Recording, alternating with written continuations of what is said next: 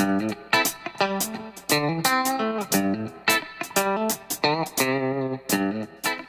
안녕하세요. 제임스 장입니다.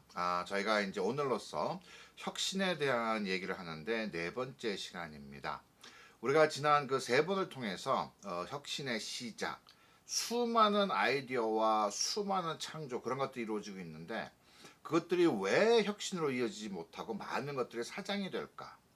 그런 얘기를 나누면서 오늘 첫 번째 시간에는 혁신의 시작은 호기심, 관심, 정말 내가 원하는 그것은 무엇일까? 아니면 어떻게 하면 내가 이러한 부분을 더 잘할 수 있을까? 이런 부분이 어떻게 하면 더 좋아질 수 있을까? 라고 하는 호기심, 거기에서 혁신은 출발이 됩니다. 그러면서 어떤 호기심, 무엇에 관심을 가지고 계십니까? 라고 하는 질문을 던져봤고요.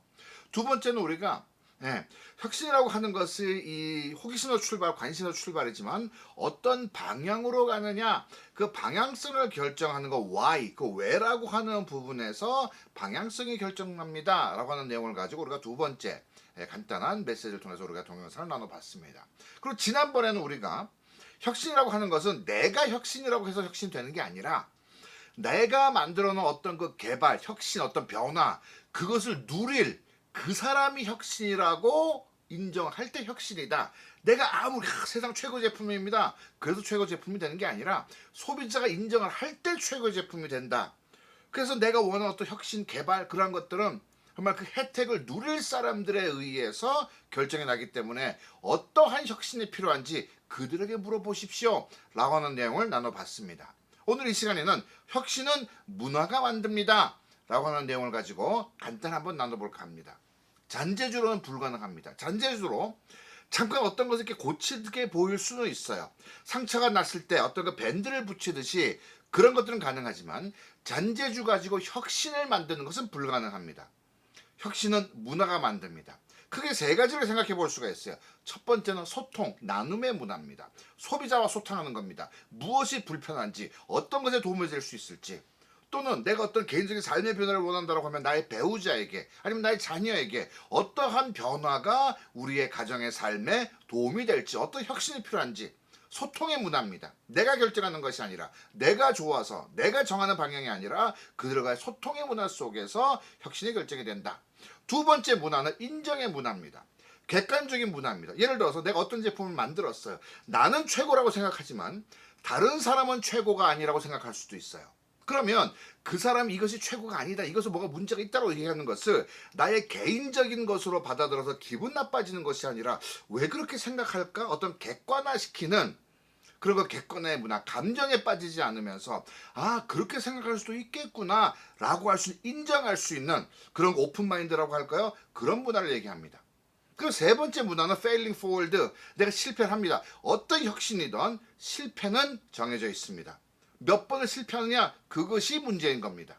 에디슨은 10,000번의 실패가 아니라 10,000번의 안 되는 것을 찾았다. 그렇다고 하면 10,000번의 그 안 되는 것을 빨리 해결하고 나면 성공으로 연결될 확률은 훨씬 더 높아지겠죠.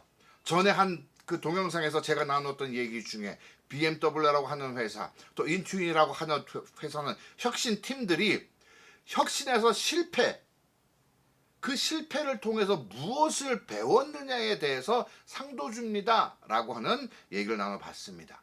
혁신은 그러한 문화가 만든다 하루아침에 되는 것도 아니고 머리가 똑똑한 사람이 많다라고 되는 것도 아니고 그런 문화 속에서 만들어냅니다. 소통의 문화, 어떤 객관화, 인정의 문화, 그리고 실패도 괜찮다. 그런 과정 속에서 나는 다시 일어납니다. 다시 도전합니다. 몇 번 넘어지느냐가 중요한 아니라 몇 번 일어날 수 있다라고 하는 그것이 허용되는 문화.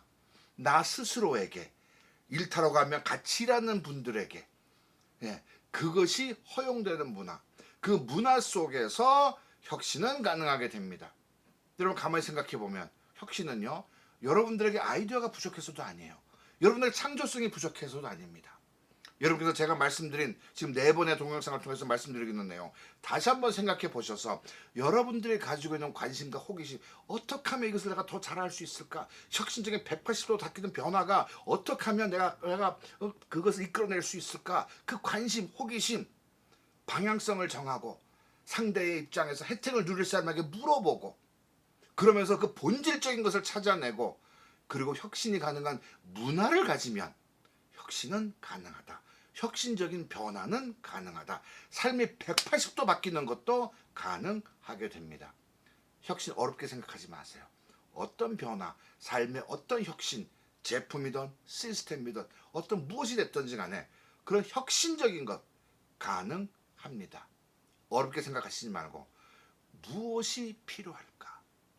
호기심, 관심 그것에서 시작하시면 될 것 같습니다. 혁신에 대해서 4번의 시간을 통해서 한번 간단히 나눠봤습니다. 물론 여러 가지 디테일한 부분, 좀 부족한 점은 아무래도 동영상 또 한 4분, 5분짜리 그런 동영상이다 보니까 좀 부족한 점도 있을 수 있습니다. 궁금하신 점 있으시면 댓글로 질문도 남겨주시고 개인적으로 메시지도 보내주시면 제가 또 최선을 다해서 여러분들에게 도움이 되도록 노력을 하도록 하겠습니다. 지난 4번의 시간 함께해 주셔서 감사를 드립니다.